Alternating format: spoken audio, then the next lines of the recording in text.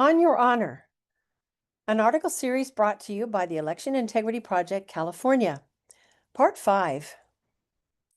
In an ideal world, we could be confident that all persons are honest and trustworthy at all times. But that is not the world we live in.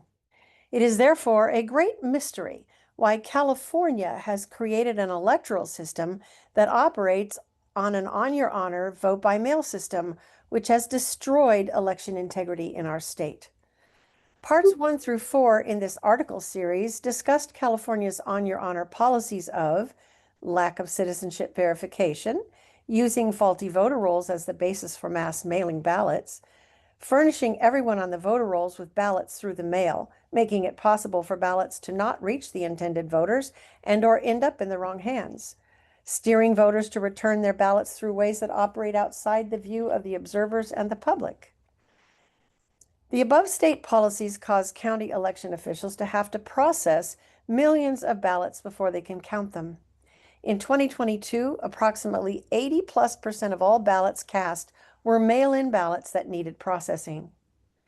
Ballot processing is multi-step and very time and labor intensive. California subjects ballots to multiple opportunities for error, carelessness, incompetence, or intentional wrongdoing that could lose, alter, or disqualify legitimate ballots while failing to filter out those cast illegitimately or illegally. One of the most significant steps in ballot processing is signature verification, marketed to voters as the way to ensure only lawful ballots are counted. But as they say, the devil is in the details. And a closer look at the regulations surrounding this verification make it far less reassuring. Signatures no longer must match. The Secretary of State's arguably illegal emergency regulations, which the legislature hurried to translate into law, now say the signatures must only compare, and that the comparison, quote, shall be liberally construed in favor of the voter, end quote.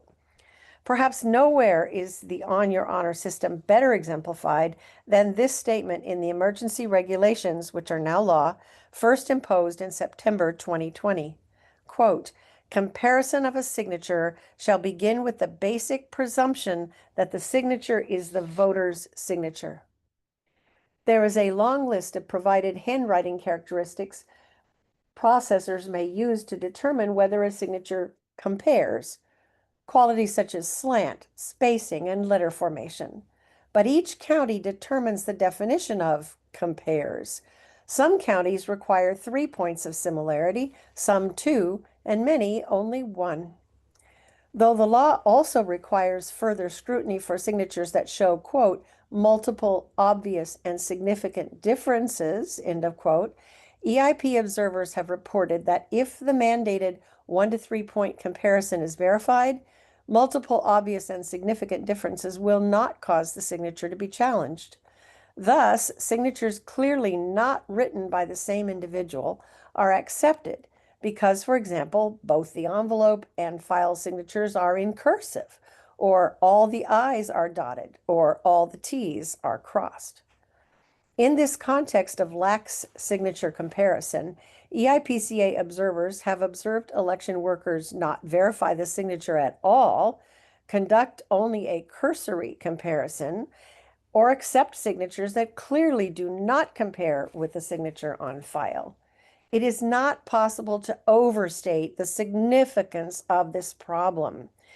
Because hundreds of thousands of bad ballots are in circulation due to unmaintained voter rolls and on your honor citizenship verification, because people mark their ballots without the protection of elections officials and observers, because people return their ballots with no chain of custody, and because signature verification procedures are so weak as to be virtually useless, bad actors may submit fraudulent ballots, alter ballots, forge signatures, or dispose of inconvenient ballots without detection.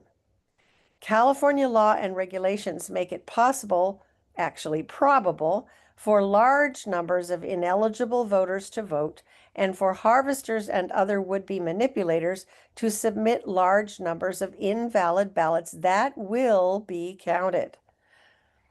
Other issues creating chaos in the ballot processing arena include ballots deemed damaged or unreadable by tabulating machines must be duplicated in a process that is not standardized and often poorly supervised.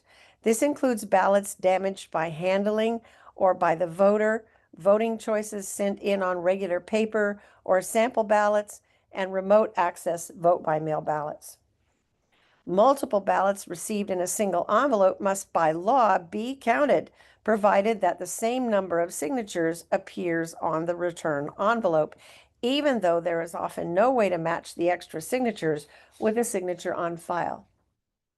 Starting with the on your honor presumption that all ballots are legitimate lowers the vigilance of elections officials and opens up the possibility of invalid votes, ineligible people voting in our elections, and/or inconsistencies between counties.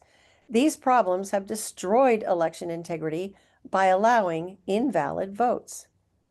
Please stay tuned for the rest of this On Your Honor article series.